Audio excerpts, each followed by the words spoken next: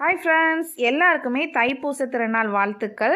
இன்றைக்கி மார்னிங் எங்கள் வீட்டில் என்ன பிரேக்ஃபாஸ்ட், பசங்களுக்கு ஸ்கூலுக்கு என்ன ஸ்நாக்ஸ் பாக்ஸ், ஹஸ்பண்ட்க்கு என்ன லஞ்ச் பாக்ஸுங்கிறத பார்த்துடலாம். மார்னிங் பிரேக்ஃபாஸ்ட்டுக்கு வந்து பார்த்திங்கன்னா சூப்பராக இன்ஸ்டண்ட்டாக பண்ணுற மாதிரி டைம் வந்து ரொம்ப கம்மியாக இருந்துச்சு. அதனால் கோதுமை அடை மாதிரி செஞ்சுட்டேன். அந்த பாலக்கீரை எல்லாமே வெஜிடபிள்ஸ் எல்லாம் போட்டு சூப்பராக பண்ணிவிட்டு கூடவே வந்து சாம்பார் பண்ணியிருந்தேன். அதை வச்சு மார்னிங் பிரேக்ஃபாஸ்ட் முடிச்சாச்சு. பசங்களுக்கு வந்து சூப்பராக வந்து வீட்டிலையே செஞ்ச கேக் தான்.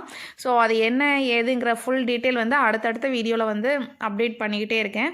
ஸோ அதையும் வச்சுட்டு கூடவே வந்து குக்கும்பர் கட் பண்ணி கொடுத்தாச்சு.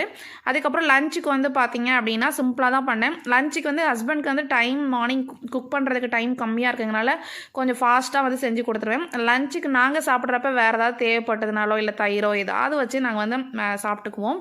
ஹஸ்பண்ட்க்கு வந்து பார்த்திங்கன்னா ஒயிட் ரைஸ்லாம் நல்லா சுட சுட வச்சுட்டு அதுக்கப்புறம் வந்து பார்த்திங்கன்னா கொஞ்சம் கேரட்டும் பீன்ஸும் வச்சு பொரியல் மாதிரி பண்ணியிருந்தேன்.